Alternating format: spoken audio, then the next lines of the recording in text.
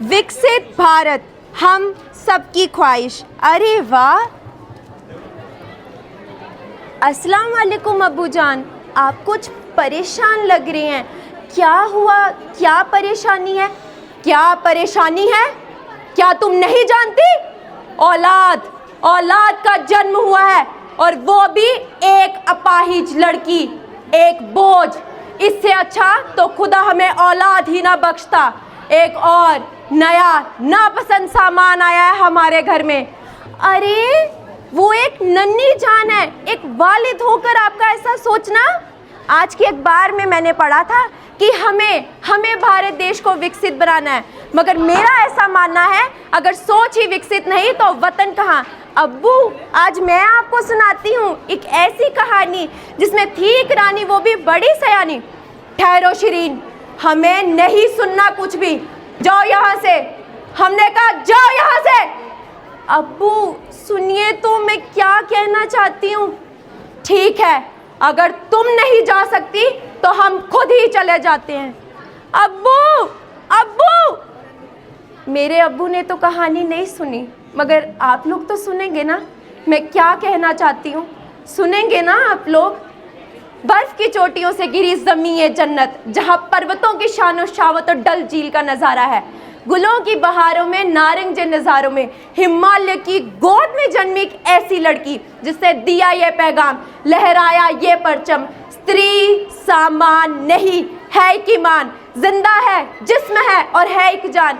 नहीं है कोई चलता फिरता सामान जिसकी कहानी है हिम्मत, जज्बे और शान की, मगर आज नहीं सुनाई जाती इस आवाम में।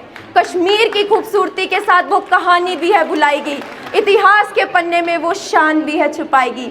लेकिन आज मैं आपको करवाऊंगी इसी कहानी से रूबरू, जो लाती है एक पैगाम, स्त्री है महान। ये कहानी है एक ऐसी बेटी की जो एक बेटी के रूप में पैदा हुई, मगर अपने हौसले और अक्ल से पूरी दुनिया के सुल्तानों का मुकाबला किया। ये दास्तां है रानी दीदा की, जिन्होंने अपनी मजूरी को शिकस्त देकर तख्ते कश्मीर पर अपनी हुकूमत का परचम लहरा दिया। रानी दीदा पैदाइशी तौर पर एक पाँव से नाकिस थी, मगर उनकी सोच और उनका अज़्म मुकम्मल थे। उस वक्त के मर्दाना समाज में जहां स्त्री को सिर्फ एक जिस्मानी वजूद तक महदूद कर दिया जाता है, रानी दीदा ने साबित किया अगर एक स्त्री चाहे तो वो ना सिर्फ अपनी तकदीर खुद लिख सकती है बल्कि कौम की तकदीर भी। रानी दीदा 10वीं सदी में पैदा हुई। उनके पिता सिम्हाराज लोहारा राजवंश के राजा थे और उनकी माँ कश्मीर की एक रानी। उनकी शादी कश्मीर के उत्पला खानदान के बादशाह क्षेम गुप्ता से हुई, मगर शादी के कुछ अरसे बाद ही क्षेम गुप्ता का इंतकाल हो गया। और यहीं से शुरू होती है रानी दीदा की असल कहानी। उन्होंने अपनी अक्ल से अपने बेटे अभिमन्यु के नाम पर कश्मीर की हुक्मरानी की। उनके दौरे हुकूमत में सुल्तान महमूद गजनवी ने कई बार हिंदुस्तान पर हमला किया, मगर कश्मीर की सरहदें कभी अबूर न कर सका। उन्होंने कई सारी साजिशों का भी मुकाबला किया। उन्हें जालिम कहा गया, मगर ये मर्दों की वही सोच थी जो ताकतवर स्त्री को हमेशा खामोश करने की कोशिश करती है। उन्होंने जुल्म नहीं, उसूल अपनाए। उन्होंने अपने दुश्मनों के खिलाफ गोरिल्ला हार्बों का इस्तेमाल किया, वही हार्बे जो बाद में कई सारी जंगों में मशहूर हुए। इतिहासकार कल्हाना अपनी किताब राज तरंगिनी में फरमाते हैं, वो रानी जिसे लोग गाय के एक पाँव के निशान को पार करने लायक भी नहीं समझते थे, अपने दुश्मनों की फौज को इस तरह मात देगी जैसे श्री हनुमान ने सागर को पार किया। उन्होंने 980 ईस्वी से 1003 ईस्वी के दरमियान 22 साल तक कश्मीर की हुक्मरानी की।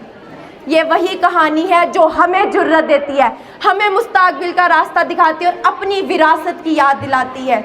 मैं अपने अब्बू को कैसे समझाऊं कि कहानी एक रानी की तो नहीं है, कहानी हर उस स्त्री की है जो इस ज़माने के हर इल्ज़ाम का मुकाबला करके अपना रास्ता खुद बनाती है। कहानी राजनीति की नहीं बल्कि एक लड़की की है, एक लड़की के सपनों की है जो ज़माने के साथ जीती। अरे ये तो एक लड़की है, क्या ही करेगी? ना, एक अपाहिज लड़की है, क्या ही कर लेगी? इसी बात का जवाब है रानी दीदा और इस देश की कई और हुक्मरान। स्त्री है जनाब, सब कर सकती है, जंग भी हुकूमत भी। आप मेरे अब्बू को समझाइए ना, ये सब समझाएंगे ना, आप सब समझाएंगे ना। शुक्रिया।